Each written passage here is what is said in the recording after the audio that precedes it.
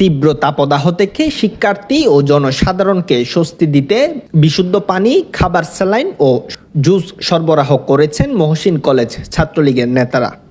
আজ রবিবার দুপুরে মহসিন কলেজ গেটে ও চকবাজার এলাকায় দায়িত্বরত সকল ট্রাফিক পুলিশ, শিক্ষার্থী, রিকশা চালক, বাস চালক ও পথচারীদের থেকে শুরু করে শ্রমজীবী মানুষের মাঝে পানি, জুস ও খাবার স্যালাইন বিতরণ করা হয়।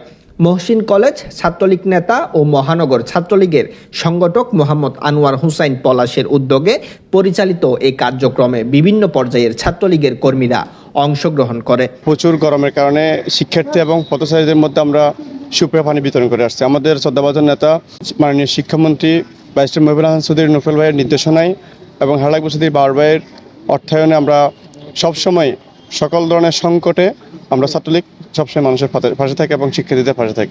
শিক্ষামন্ত্রী ব্যারিস্টার মহিবুল হাসান চৌধুরী নফেল এমপির নির্দেশনায় শিক্ষার্থী ও জনসাধারণের পাশে থাকার জন্য প্রস্তুত রয়েছে মহসিন কলেজ শাখা ছাত্রলীগের কর্মীরা। জানিয়ে ছাত্রলীগ সংগঠক আনোয়ার হুসাইন পলাশ জানান, অতীতের ন্যায় যে কোনো দুর্যোগে পাশে থাকবেন তারা। আমাদের নেতা ব্যারিস্টার মহিবুল হাসান চৌধুরী নফেল ভাইয়ের পক্ষ থেকে আমাদের ছাত্রলীগের নির্দেশনায় আমরা খাবার, পানি, স্যালাইন ও জুস বিতরণ করছি। স্যালাইন, জুস বিতরণ করেছি। এই তীব্র গরমে সাধারণ মানুষের পাশে বাংলাদেশ ছাত্রলীগ সবসময় থেকেছে এবং অতীতেও থেকেছে, বর্তমানে থাকবে। নিউজ ডেস্ক, দৈনিক আজাদী।